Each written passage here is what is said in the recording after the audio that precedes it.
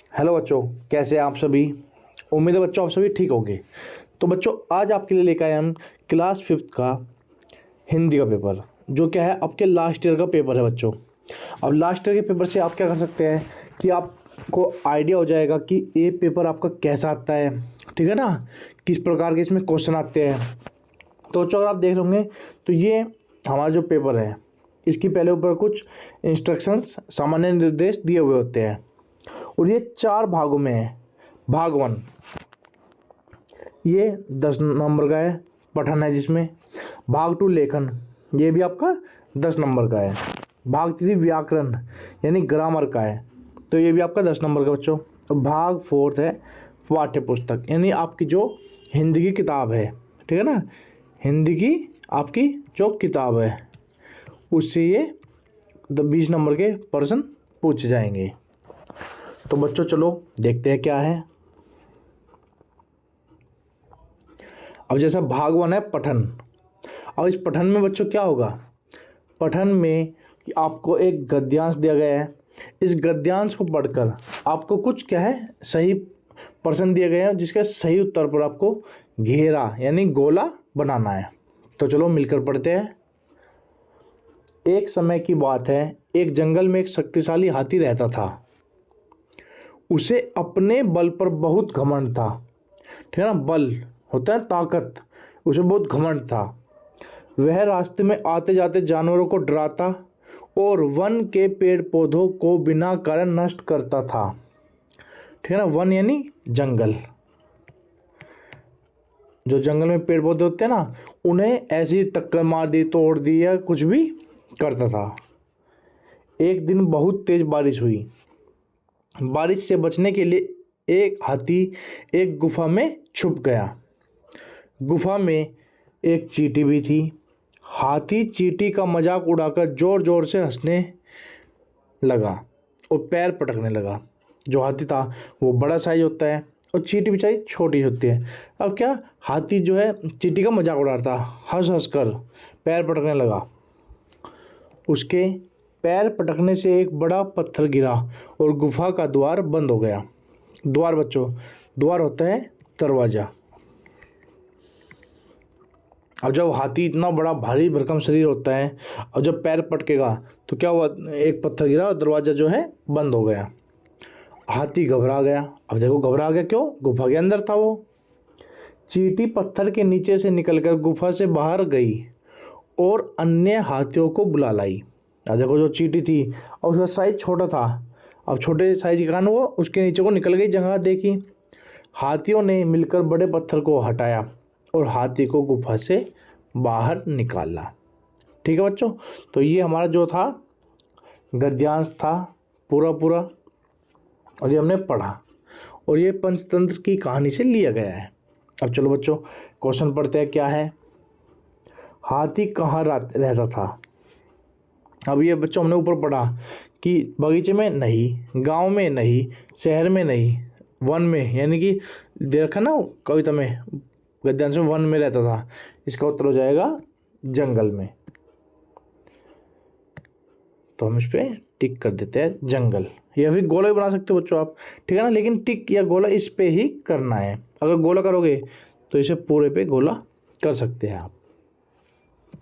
अगला क्वेश्चन क्या है, तेज बारिश से बचने के लिए हाथी कहाँ छिपा। अब जैसा हमने ऊपर पढ़ा था, वो पेड़ के नीचे नहीं छिपा था, झाड़ी के पीछे नहीं, गुफा के अंदर यस, पत्थर के ऊपर भी नहीं। तो इसका राइट आंसर है बच्चों हमारा गुफा के अंदर। अब देखो बच्चों, काफ़ी बच्चे क्या करते हैं कि कई सारे पर गोला लगा देते हैं, वो गलत हो जाता है। तो जो सही आंसर है उस पर ही गोला बनाओ या फिर टिक लगाना है प्रॉपर। इसमें से शक्ति का समान अर्थ आ का शब्द पहचानो, कि शक्ति जो होती है उसका समान हमें पहचानना है कि आखिर समान है क्या। समान होता है बच्चों बराबर, यानी कि एक जैसा अर्थ, यानी शक्ति का सेम, सेम बोलते हैं ना, एक जैसा अर्थ, सेम अर्थ क्या है, घमंड नहीं, नष्ट नहीं, बल हाँ, बल को ही क्या बोलते हैं, शक्ति बोलते हैं। द्वार दरवाजा मैंने आपको बताया था। तो इसका सही क्या हुआ, बल, ताकत, ठीक है ना, ताकत ही बोलते हैं, बल, शक्ति। चौथा है चींटी बड़े पत्थर के नीचे से क्यों निकल पाई। जादू के कारण क्या चींटी पास को जादू था, नहीं।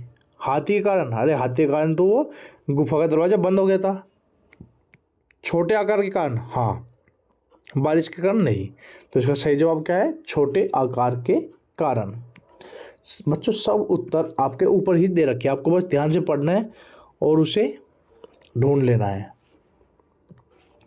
इस कहानी का कोई अच्छा सा नाम सोचकर लिखो। कोई भी नाम हो सकता है बच्चों, क्या हो सकता है, दोस्ती, क्योंकि जो चींटी थी उसने दोस्ती शुरुआत की थी, या फिर हाथी और चींटी, ठीक है ना, या फिर चींटी की सूझबूझ, समझदारी, ठीक है ना, कुछ भी जो आपको पसंद हो आप वो नाम दे सकते हैं। इसका जवाब बच्चों आप में अगर कोई और नाम आप इसका देना चाहते हैं तो आप मुझे बताना कमेंट सेक्शन में, ठीक है बच्चों, कि आप इस कहानी का क्या नाम देना चाहते हैं या आपको पसंद है। बढ़ते आगे। यस, देखो बच्चों ये दूसरा क्वेश्चन है जो 10 नंबर थे, तो ये 5 नंबर का दूसरा है। इसमें भी पद्यांश को पढ़ना है और इसी प्रकार जो नीचे दिए गए प्रश्न है उनका आपको जवाब देना है। चलो मिलके पढ़ते हैं। और बच्चों जब ऐसा क्वेश्चन आता है ना पद्यांश गद्यांश, तो आप उसे पहले ध्यान से पढ़ो, समझो, उसके बाद प्रश्न पे जाओगे ना तो आप बहुत ही जल्दी उन प्रश्नों को हल कर पाएंगे। हट कर बैठा चांद एक दिन, ठीक है ना, हट यानी जिद, जिद बोलते हैं हट को। माता से यह बोला, माता यानी मम्मी, ठीक है ना बच्चों, मम्मी को क्या बोलते हैं, माता। जिद कर बैठा चांद एक दिन, माता से यह बोला, सिलवा दो माँ मुझे ऊन का मोटा एक झिंगोला। यानी ऊन का झिंगोला होता है बच्चों कि जो स्वेटर टाइप होता है ना आपका, जिसे आप सर्दियों में पहनते हो। सन सन चलती हवा रात भर जाड़े में मरता हूँ। जाड़ा, जाड़े यानी कि यहाँ पे बच्चा सर्दी, जाड़े कहते हैं सर्दी को, ठीक है ना। वो कहता है कि रात भर हवा चलती है और मैं जाड़े में मरता हूँ। ठिठुर ठिठुर कर किसी तरह यात्रा पूरी करता हूँ, ठीक है ना, यात्रा यानी सफ़र, सफ़र जो है पूरी करता हूँ। और इसे लिखा है बच्चों रामधारी सिंह दिनकर, यानी इसके जो कवि है कविता के वो रामधारी सिंह दिनकर हैं। चलिए पहला क्या है, एक दिन चांद ने किस चीज़ के लिए हट किया। मफलर के लिए नहीं, जुराब के लिए नहीं, झिंगोले के लिए, ऊपर पढ़ा है हमने, हाँ झिंगोला मान रहा था, दस्ताने के लिए नहीं। तो इसका सही जवाब हुआ बच्चों हमारा झिंगोला। बहुत ही आसान है, आपको देखना है, पढ़ना है और कार्य करना है। इस कविता के अनुसार चांद अपनी यात्रा कैसे पूरी करता है। देखो रगड़ रगड़ कर नहीं, ठुमक ठुमक कर नहीं, गिर पड़ कर नहीं, ठिठुर ठिठुर कर, ऊपर है ना, ठिठुर ठिठुर कर किसी तरह यात्रा पूरी करता हूँ। बिल्कुल आसान है, आपको देख के बस पढ़ना है। अगला क्या है, इस पद्यांश के कवि का नाम, मैंने आपको बताया कवि का नाम हमेशा नीचे लिखा रहता है, तो इस कविता का नाम है रामधारी सिंह दिनकर। ये नाम आप यहाँ पे लिख देना, ठीक है, रामधारी सिंह दिनकर।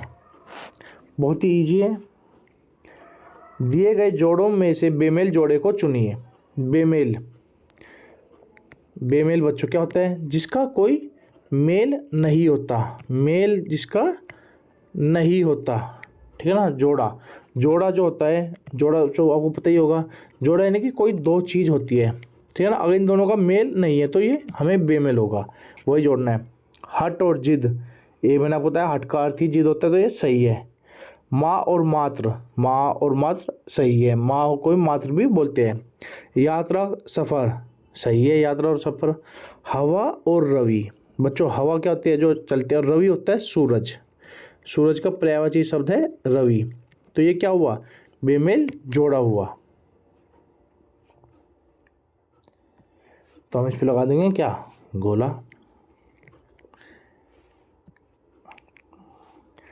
अब आगे क्या है, जिस प्रकार झिंगोला एक प्रकार का वस्त्र, वस्त्र मीन्स कपड़ा, झिंगोला माना था ना उसने, ठंड में पहनते हैं स्वेटर टाइप, मैंने बताया था। उसी प्रकार का जाड़ा एक प्रकार का क्या है, जाड़ा एक प्रकार का मौसम है बच्चों। तो इसमें हम लिख देंगे क्या, मौसम। सर्दी थी ना, तो जाड़ा एक प्रकार का मौसम है। तो देखो यहाँ पे हमने पढ़ लिया, ऊपर से कर लिया, और हमारे 10 नंबर क्या हुए, एकदम पक्के हो चुके हैं। बढ़ते आगे। अब बच्चों भाग 2, लेखन। लेखन यानी कि इसमें आपके जिस प्रकार रखे 5 वाक्य लिखो, या कोई छोटी मोटी कहानी बनाओ, या फिर आपकी कोई प्रार्थना पत्र लिखने के लिए आ जाएगा। ठीक है ना, मेरे दोस्त, मेरे पिता, दोस्त, पिता, माता, ठीक है ना, मम्मी पापा, दादा दादी, यानी कुछ किसी के भी बारे में लिखने के लिए आ सकता है कि पत्र लिखो। इस प्रकार के क्वेश्चन इसमें आते हैं। उसमें देखते पहले क्या है, मेरा पसंदीदा त्यौहार। ठीक है ना, त्यौहार यानी कि फेस्टिवल। अब क्या है, सब त्यौहार मनाते हैं हम, तो त्यौहार के बारे में आपको 5 लाइनें लिख देनी है। मेरे पिता, पापा, ठीक है ना, आपके पापा होते हैं ना, तो पापा के बारे में क्या 5-7 लाइनें तो हम सभी लिख लेते हैं। देखते हैं, चलो लाइनें। मेरा सबसे पसंदीदा त्यौहार दिवाली है। ठीक है बच्चों, ये त्यौहार जो है इस पर आप एक मात्रा लगाना। ये जो है टाइपिंग में 2 मात्रा आ चुकी है। दिवाली का त्यौहार हर वर्ष कार्तिक महीने की अमावस्या को मनाया जाता है। ठीक है ना, दिवाली पर सभी लोग अपने घर की साफ सफाई करते हैं और फूलों लाइटों से अपने घर की सजावट करते हैं। दिवाली के दिन हम सभी अपने प्रियजनों के घर जाकर उनसे गले मिलते हैं। प्रियजनों यानी परिवार के सदस्य जो होते हैं, अपने दोस्त वगैरह, जिन्हें जो आपको प्रिय है, ठीक है ना, बधाइयाँ देते हैं, वह खूब सारी मिठाई खाते हैं। मिठाई खाते हैं ना। दिवाली के दिन हम सब के घरों में रंगोली भी बनाई जाती है। दिवाली के दिन हम नए कपड़े पहनते हैं और पटाखे छुड़ाते हैं, पटाखे जो छुड़ाते हैं। दिवाली पर हम सब अलग प्रकार के पकवानों को आनंद लेते हुए अपने परिजनों के साथ खूब मज़े करते हैं। पकवान यानी खाने का सामान, खाने का सामान। किसी घर में पूरी बनती है, चावल छोले वगैरह, यानी बाहर का होता है। तो इस प्रकार बच्चों मैंने जो है ये अपने हिसाब से लिख दिया है। आप वीडियो को पॉज करके ये सब आप लिख सकते हैं। ठीक है ना, इनसे अलावा भी आप अपने जो भी पसंदीदा त्यौहार है, किसी का होली होगा, किसी का ईद होगा, तो उनके बारे में आप 5-7 लाइनें जो है आराम से लिख सकते हैं। ठीक है, और कुछ नहीं है, बस यहाँ पे क्या है, यहाँ पे त्यौहार बदल देना। जिसका जो पसंदीदा त्यौहार है वो दिवाली की जगह होली, ईद कुछ भी कर देंगे, मिठाई खाते हैं, नए कपड़े पहनते हैं, जो भी आप करते हैं वो आप लिख सकते हैं। दूसरा था पापा पिता के बारे में, ये मैंने लिखा है बच्चों। ये मेरे पापा का नाम, सबसे पहले पापा का नाम बताओ ना, पापा का नाम। यहाँ पे जो भी आपके पापा का नाम है तो श्री करके आप लिख सकते हैं, श्री, जो भी आपके पापा का नाम है। मैं मेरे पापा से बहुत प्यार करता हूँ। ठीक है ना, सभी अपने मम्मी पापा से प्यार करते हैं, तो प्यार करता हूँ। मेरे पापा मुझे कहानी सुनाते हैं। ठीक है ना, मेरी जगह मेरे कर लेना आप सभी। मेरे पापा मुझे कहानी सुनाते हैं। मेरे पापा मेरे सबसे अच्छे दोस्त भी हैं। दोस्त होते हैं पापा, क्योंकि आपकी सारी बात सुनते हैं, आपकी कोई बात हो जाती है स्कूल में या फिर कहीं भी आप बताते हो तो वो ध्यान से सुनते हैं। ठीक है, मेरे पापा मेरे सभी कार्यों को पूरा करने में मेरी हमेशा मदद करते हैं। तो इस प्रकार बच्चों आप अपने पापा मम्मी के बारे में भी ऐसे ही लाइनें लिख सकते हैं। दादाजी, दादा, किसी के बारे में, दोस्त का, मेरे दोस्त का नाम ये है, मैं अपने दोस्त के साथ खेलता हूँ, मैं अपने दोस्त के साथ पढ़ता हूँ। ठीक है ना, हम बातें करते हैं, कुछ भी आप जो है आप लिख सकते हैं। ठीक है, ये मेरे की जगह मेरे कर लेना आप,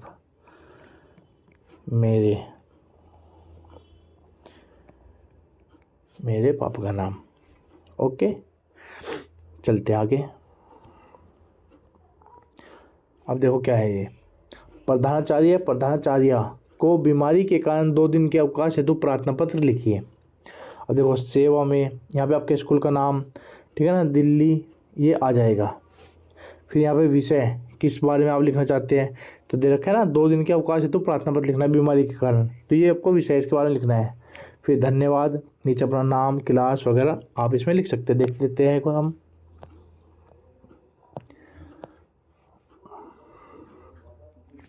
तो देखो सेवा में श्रीमान प्रधानाचार्य जी, ठीक है, कि किसे आप लिख रहे हैं। राजकीय सर्वोदय विद्यालय, यहाँ पे आप अपने स्कूल का नाम लिख सकते हैं, दिल्ली। आपका स्कूल कहाँ पे है। विषय बीमार होने के कारण 2 दिवसीय अवकाश हेतु प्रार्थना पत्र। दिवस होते हैं 2 दिन, तो 2 दिवसीय अवकाश है, 2 दिन के अवकाश हेतु प्रार्थना पत्र आप लिख सकते हैं। महोदय, ठीक है, सविनय निवेदन यह है कि मैं आपके विद्यालय की कक्षा 5 की छात्रा हूँ। ये जो लड़की लिख रही है, अवगत कराना चाहती हूँ कि मुझे कल रात से, ये इसकी पूर्ण मात्रा आएगी, से तेज बुखार है, जिस कारण मैं विद्यालय आने में असमर्थ हूँ। अतः आपसे निवेदन है कि मुझे 2 दिन का अवकाश प्रदान करने की कृपा करें। आपकी अति कृपा होगी, मैं आपकी सदा आभारी रहूँगी या फिर रहूँगा। धन्यवाद। आपके आज्ञाकारी शिष्या, जो लड़कियाँ होती है वो लिखते हैं शिष्या, और लड़के क्या लिखेंगे, शिष्य, ठीक है, शिष्य। और यहाँ पे अपना नाम, रोल नंबर वगैरह जो भी आप लिखते हैं वो आपको लिख देना है। तो आप वीडियो को पॉज करके ऐसे प्रार्थना पत्र को अपनी कॉपी में लिख सकते हैं, याद तो करना ही है। अब चलते आगे, ये प्रार्थना पत्र था।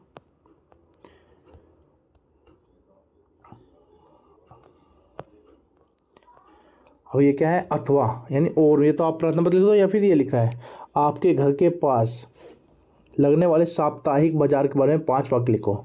साप्ताहिक यानी कि बच्चों जो सप्ताह में एक बार लगता है, ठीक है ना, सप्ताह में एक बार लगने वाला। हमारे यहाँ देखो हर सप्ताह कोई ना कोई बाजार वगैरह लगता है, जैसे बुध बाजार, मंगल बाजार, शुक्र बाजार, शनि बाजार, तो उसके बारे में आपको 5 वाक्य लिखने हैं। ये देख लेते हो बच्चों। हमारे घर के पास प्रत्येक बुधवार को बाजार लगता है, ठीक है ना, यानी कि बुध बाजार मान लेते हैं हम इसे, बुध बाजार भी बोल देते हैं। बाजार में सब्जी, फल आदि सामान मिलता है, यानी उस बाजार में क्या क्या मिलता है आप वो लिख सकते हैं। कपड़े हो सकता है, किसी यहाँ कपड़े मिलते हो, कुछ भी मिलता हो वो आप लिख देना। मेरे पापा बाजार से सामान लेने जाते हैं, कोई पापा जाते हैं, किसी की मम्मी जाती है, या जो भी आपके घर में वहाँ से सामान लेने जाते हो, या आप खुद जाते हो बच्चों, आप लिख सकते हो उसमें। बाजार का टाइमिंग, बाजार शाम को 4 बजे से रात 10 बजे तक लगता है, कि किस टाइम जो आपका समय आपका जो है बाजार लगता है वो आप इसमें लिख सकते हैं। बाजार में जलेबी, समोसा और अन्य खाने का सामान भी मिलता है। यानी बच्चों ये मैंने आपके लिए बिल्कुल सरल वाक्य बनाए हैं कि आप इतने इजीली लिख सकते हैं, ठीक है, कि वहाँ पे क्या सामान मिलता है, वहाँ का समय क्या है, और किस दिन लगता है, क्योंकि साप्ताहिक है तो हफ्ते में 1 दिन लगेगा, ठीक है, कौन सामान लेने जाता है, क्या सामान मिलता है, तो बिल्कुल ईजी है। जो आपको आ रहा है वो बिल्कुल आप बना के लिख दीजिए। अब चलते हैं बच्चों आगे। अब देखो भाग 3, व्याकरण, ग्रामर जिसे हम बोलते हैं, तो इसे बहुत ही ध्यान से आपको करना है, और आपकी प्रैक्टिस आपको इसकी जरूर ही करनी है। निम्नलिखित प्रश्नों के उत्तर निर्देशानुसार दीजिए। निर्देश यानी कि जिस प्रकार क्वेश्चन आपको प्रश्न बताए गए हैं उन्हें पढ़ के समझकर आपको उत्तर देना है, ठीक है ना। अब पहला क्या है, दिए गए शब्द का अर्थ बताइए। शब्द है निर्गम, तो निर्गम का अर्थ क्या होता है बच्चों, निकलने का रास्ता, ठीक है, तो लिख देते हैं हम यहाँ पे ये निकलने का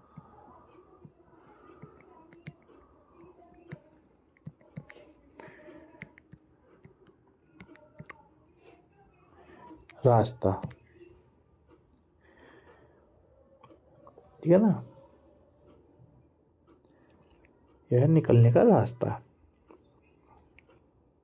यानी जो बिल्कुल आप आसानी से जहाँ से रास्ते से जा सकते हैं वो होता है निर्गम, निकलने का रास्ता। एक दुर्गम होता है जहाँ बहुत ही कठिन रास्ता है, मतलब कि आसान रास्ता जिसे बोलते हैं निर्गम, ठीक है ना, वो है ये। दूसरा है विशेषण शब्द के नीचे रेखा खींचिए। अब देखो विशेषण क्या होता है, विशेषण शब्द जो किसी चीज़ की विशेषता हमें बतलाता है वो होता है विशेषण शब्द। अब देखते हैं, लाइन पढ़िए, वाक्य क्या दरकार है। तभी सामने एक बर्फीला मैदान नजर आया। क्या नजर आया, मैदान नजर आया ना, और मैदान कैसा था, बर्फीला, ठीक है ना। हमें सामने नजर आया ना, मैदान नजर आया जो कि क्या था, बर्फीला, यानी मैदान की विशेषता क्या हुई कि वो बर्फीला था, वहाँ पे बर्फ जमी हुई थी। तो इसका सही रास्ता हो गया बच्चों ये बर्फीला, और इसके नीचे हमने बना दी क्या, ये लाइन खींच दी, ठीक है। यानी कि आपने कभी इसके नीचे भी खींच दो ना, जो विशेषता है, विशेषण शब्द है, एक के नीचे ही आपको लाइन खींचनी है। और आप चाहे तो इसके सामने लिख सकते हैं, ठीक है ना, यहाँ पे लिख दो ताकि भाई आपका जो है कोई भी कन्फ्यूजन ना रहे। बर्फीला जो है विशेषण शब्द है। वाक्य को भविष्य काल में बदलिए, ठीक है बच्चों। जैसे आपको होता है काल के 3 भेद बताए होंगे ना आपको, जो वर्तमान काल जो अभी चल रहा है, भूतकाल जो बीत चुका है, और भविष्यत काल जो होता है यानी आने वाला। अब जो है ये इस वाक्य को आपको भविष्य काल में बदलना है, यानी आने वाला। तो पहले देख लेते हैं ये कौन सा हमें वाक्य दे रखा है, कौन से काल का, उसे पढ़ेंगे। मैं कल सुबह विद्यालय गया था बच्चों, यानी कि ये काम हो चुका, यानी कि ये कौन सा काल है, ये है भूतकाल। और इसे हमें बनाना किस में, भविष्य काल में, यानी ये जो है ये विद्यालय गया था, अब भविष्य में यानी आगे का कि ये विद्यालय जाएगा। मैं कल सुबह विद्यालय गया था, जगह क्या जाऊंगा, जाऊंगा।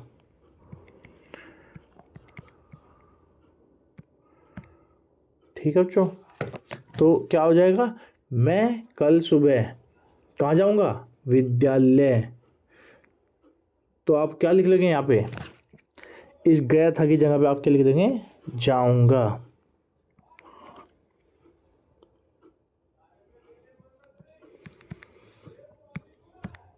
इस गया था की जगह पे ये आप लिख देना, और पहले वाला इतना सेम टू सेम, मैं कल सुबह विद्यालय जाऊंगा। तो ये इसका भविष्यकाल बन जाएगा बच्चों, ठीक है। पुलिस की वर्दी का रंग खाकी है, ये हमें एक वाक्य, इस बार वाक्य पहले दे दिया, और वर्दी के नीचे क्या करा, क्या अंडरलाइन। अब देखते क्या है, रेखांकित शब्द का लिंग पहचान कर लिखिए। रेखांकित यानी जिसके नीचे रेखा अंकित है, रेखा दिख रही है। अब यह है वर्दी, अब इसका लिंग पहचानना है, पुल्लिंग या फिर स्त्रीलिंग। अब वर्दी, मैंने वर्दी पहनी है, ठीक है ना, नी पहनी, ई की मात्रा आ रही है ना, ये हमारा स्त्रीलिंग बच्चों।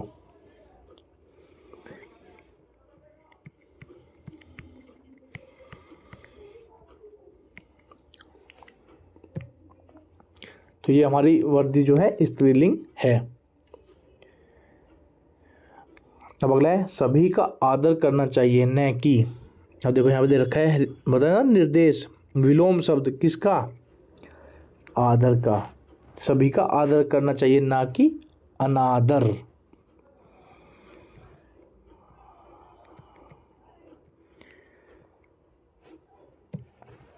अनादर बच्चा होता है अपमान, ठीक है ना। इसकी जगह आपको अनादर नहीं आ रहा तो अपमान भी आप लिख सकते हैं।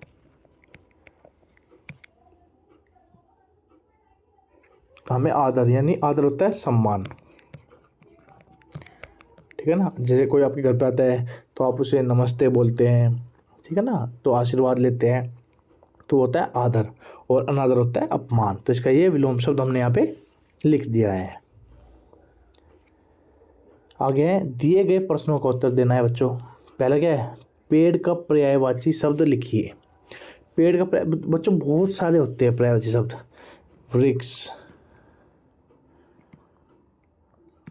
पादप, ठीक है ना, बहुत सारे पर्यायवाची शब्द हैं, कोई भी आप लिख सकते हैं, वृक्ष, पादप, ठीक है ना, तरु, बहुत सारे हैं। तो आपको एक ही लिखना है, क्योंकि एक नंबर का है तो एक लिख दो। अगर दो लिख बोलेंगे तो दो लिख सकते हो आप। अब आगे आगे बच्चों, भाववाचक संज्ञा के नीचे रेखा खींचिए। अब देखो रेखा खींचनी है यानी लाइन डालनी है, ठीक है ना। पढ़ते हैं वाक्य, उसने राजम और मणि की दोस्ती की कहानी सुनाई। तो पहले वाक्य समझिए ना, राजम और मणि की क्या थी, दोस्ती।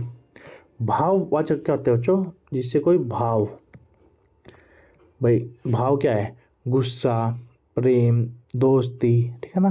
तो ये सब होता है भाव। हमारे अंदर कैसे भाव है किसी को लेके, किसी को देख के हम खुश होते हैं, दुख होते हैं, तो ये सब भाव होते हैं।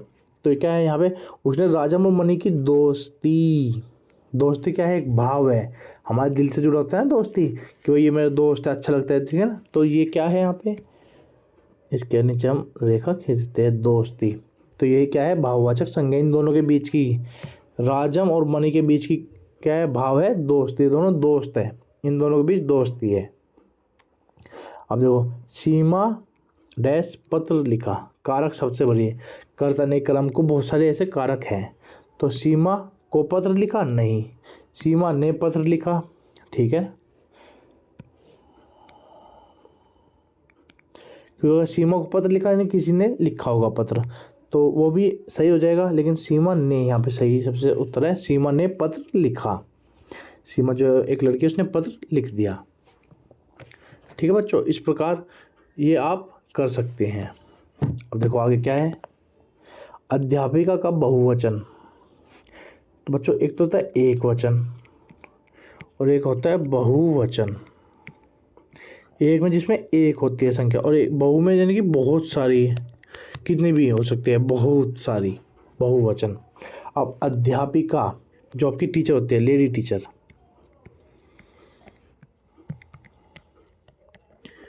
लेडी टीचर, इसकी बहुवचन हमें लिखना है।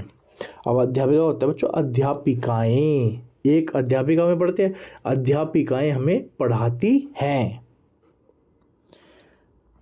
तो इसे हम लिख देंगे अध्यापिकाएं।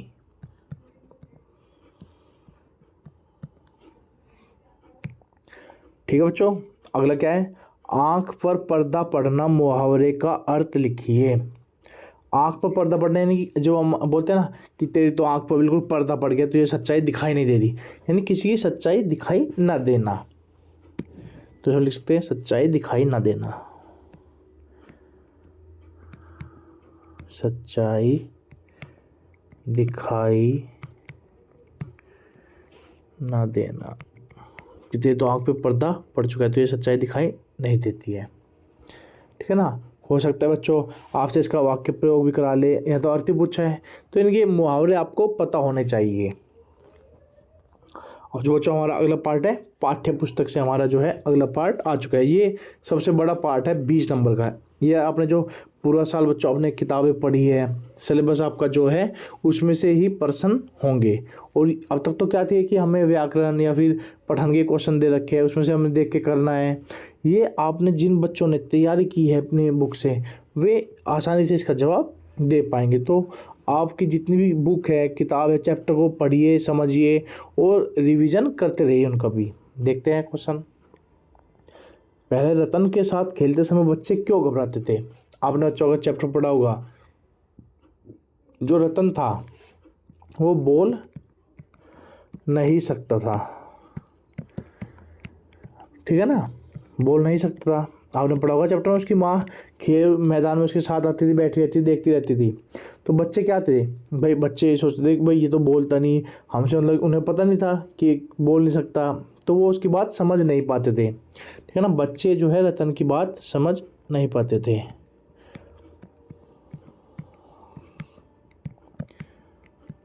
बात समझ नहीं पाते थे, जिस कारण वे उससे घबराते थे।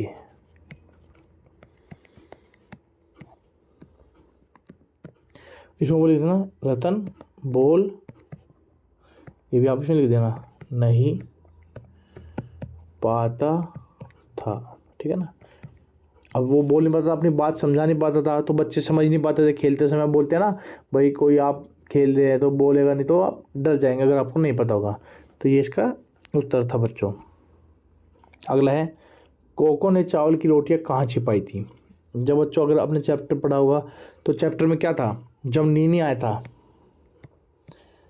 नीनी आया था ना उसके घर कोको के, तो कोको ने चावल की रोटी छिपाई थी कहाँ पे, रेडियो के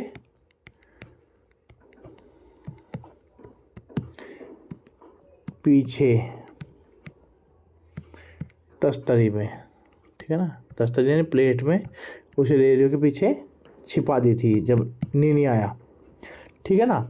और जब मिमी आई थी,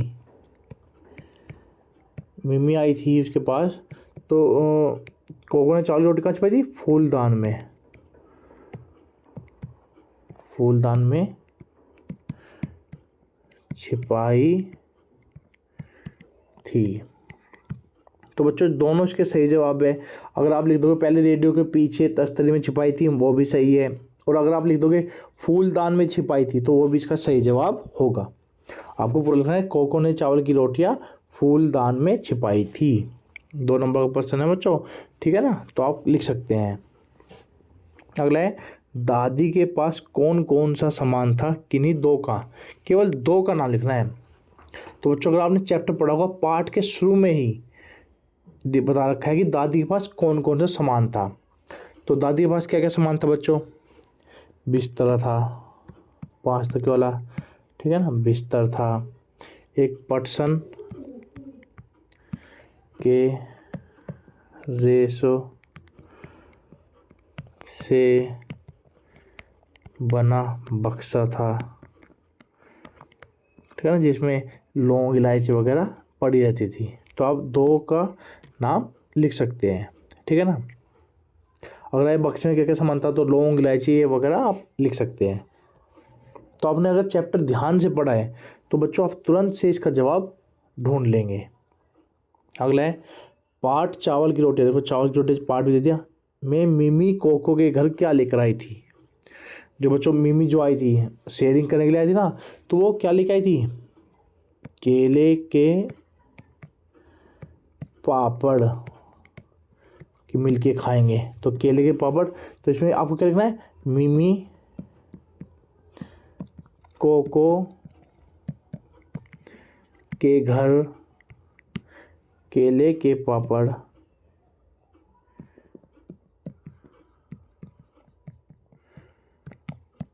लेकर आई थी। इस प्रकार बच्चों आपको वाक्य के फॉर्म में उत्तर देना है, क्योंकि 2 नंबर का उत्तर है तो आपको 2 लाइन कम से कम इसमें पूरी भर देनी है, सुंदर सुंदर, ठीक है ना। तो मिमी को के घर केले के पापड़ लेकर आई थी। अब अगला है, स्वामी की दादी, पाठ में दादी किसे महामूर्ख मानती थी। तो फिर से वही, अगर आपने पाठ पढ़ रखे तो बता दोगे। तो जो है, दादी बुआ को महामूर्ख मानती थी। देखो हमसे इतना ही पूछ रखा है, जितना पूछ रखा है, किसे मानती थी, बुआ को महामूर्ख मानती थी। अब क्वेश्चन आ सकता है बच्चों, बदल के भी आ सकता है इस साल, क्योंकि पिछले साल का है कि बुआ को महामूर्ख क्यों मानती थी। अब क्या था, क्योंकि उन्होंने बुआ ने मेडल को गलवाकर चूड़ियाँ बनवा ली थी,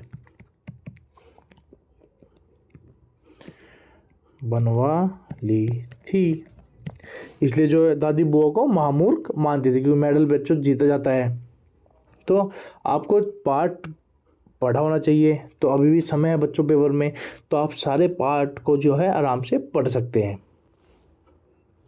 आगे क्या है, कविता की इन पंक्तियों को अपने शब्दों में लिखकर समझाइए। अब देखो बच्चों, अथवा यानी कि ये तो इन दो लाइनों को या इन दो लाइनों का अर्थ आपको अपनी भाषा में जैसे हम बोलते हैं वैसे समझा देना है। पढ़ते पहले क्या है, छोटी सी हमारी नदी टेढ़ी मेढ़ी धार, गर्मियों में घुटने भिगो कर जाते पार। तो इसमें हम क्या लिख सकते हैं कि नदी छोटी है तथा उसकी धार टेढ़ी मेढ़ी है, हम गर्मियों में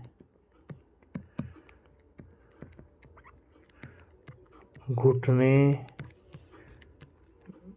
भिगोकर पार करते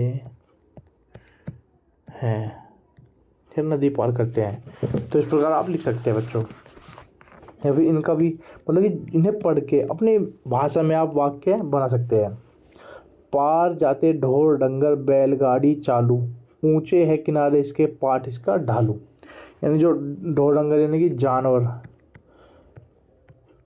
जो है नदी के पार जाते हैं, बैलगाड़ी भी जाती है, इसके किनारे जो है ऊंचे हैं और इसका पाट जो है ढालू है, ठीक है ना, ढलान में इसका पाट है, वहाँ पे रेत रहता है वगैरह वगैरह आप इसमें लिख सकते हैं। इसका मतलब कि अर्थ आपको लिखना है कि इसके पढ़ के आप क्या समझे। जिस प्रकार हम कविता को पढ़ के समझते हैं ना कि भाई ये इसका ये मतलब है, इसका ये मतलब है, तो आपको वही इसमें 2 लाइनों में 2 या 3 लाइनों में लिख देना है। अब अगला है, जवाहरलाल को अमरनाथ तक का सफ़र अधूरा क्यों छोड़ना पड़ा। अब क्यों छोड़ना पड़ा बच्चों, क्योंकि अमरनाथ का रास्ता कठिन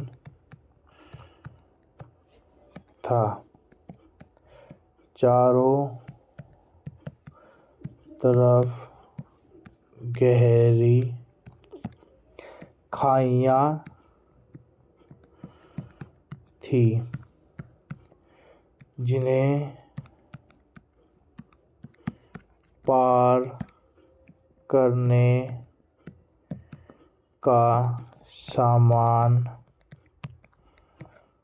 उनके पास नहीं था, इसीलिए जवाहरलाल को अमरनाथ तक का सफ़र अधूरा छोड़ना पड़ा। तो ये बच्चों इसका सही जवाब हो सकता है। 3 लाइनों में 3 नंबर है, तो 3-4 लाइनों में आप इसका जवाब आराम से लिख सकते हैं। अगला क्या है, अपने घर के पाइप में मोटर लगवाना और दूसरों का हक छीनने के बराबर, लेखक ऐसा क्यों मानते हैं। बच्चों क्या होता है, जैसे ये हमारा मोहल्ला है, ये हमारा घर है, हमारा पड़ोसी का घर, ठीक है ना, ये एक और घर, तो ऐसे बहुत सारे घर होते हैं। अब ये जो है पानी की पाइपलाइन जा रखी है।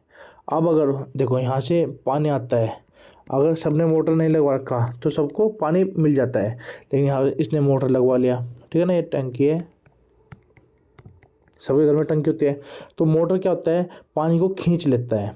जब यहाँ से पानी तेज़ आ रहा था, इसने पानी खींचा, चढ़ाने लगा, तो आगे जो है हल्का धीरे धीरे जाने लगा। इसने मोटर लगा रखा है तो यहाँ पे लगाया, तो इसने जितना प्रेशर था उससे भी खींचा, आगे और कम पानी जाने लगा। तो ऐसे जो लास्ट होता है, हो सके लास्ट के घर तक बच्चों पानी पहुँचे ना, क्योंकि यहाँ पे सब घरों ने मोटर लगा लिए।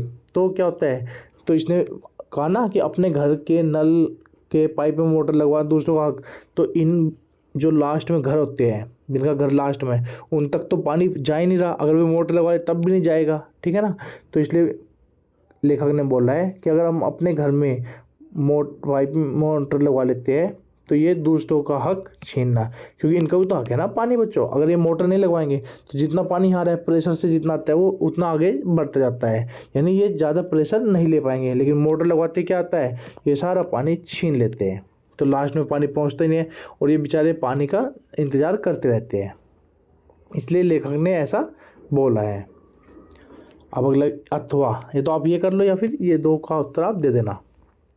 धरती तुलना गुल्लक से क्यों की गई है? जो बच्चों गुल्लक होती है, गुल्लक में हम बचत के लिए पैसे रखते हैं ना बच्चों गुल्लक में, उसी प्रकार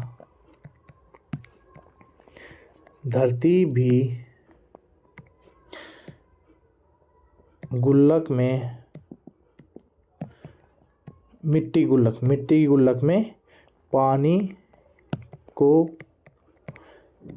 बचत के रूप में जमा करती है, ठीक है ना। जिसका हम अपनी गुल्लक में पैसे रखते हैं ना, तो जो धरती होते हैं वो मिट्टी की गुल्लक में पानी को बचत के रूप में जमा करते हैं, जिसका उपयोग हम कर सकते हैं। तो इसलिए धरती की तुलना गुल्लक से की गई है। अब अगला क्वेश्चन है, यह गुल्लक किन किन साधनों से भरती है? अब जब बच्चों बारिश होती है तो बारिश के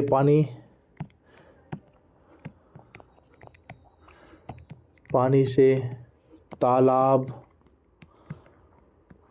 ठीक है ना, नदी, कुएं जो होते हैं, कुएं में पानी जमा होता है, ठीक है ना। तो इन साधनों से धरती गुल्लक जो है भर जाती है और गुल्लक में पानी होता है, ठीक है ना, जिसका हम उपयोग करते हैं। तो बच्चों ये हमारा पेपर था। तो बच्चों ये इस प्रकार हमें उत्तर लिखने, मैंने आपको ये समझाया। तो अगर आपको जो हमारी वीडियो पसंद आई हो तो इसे लाइक करना, और जो मैंने आपसे क्वेश्चन पूछा उसका आप कमेंट में जवाब देना, ठीक है ना, और चैनल को सब्सक्राइब कर देना ताकि अगली जो वीडियो है वो भी आपके पास पहुंच जाए। Thank you.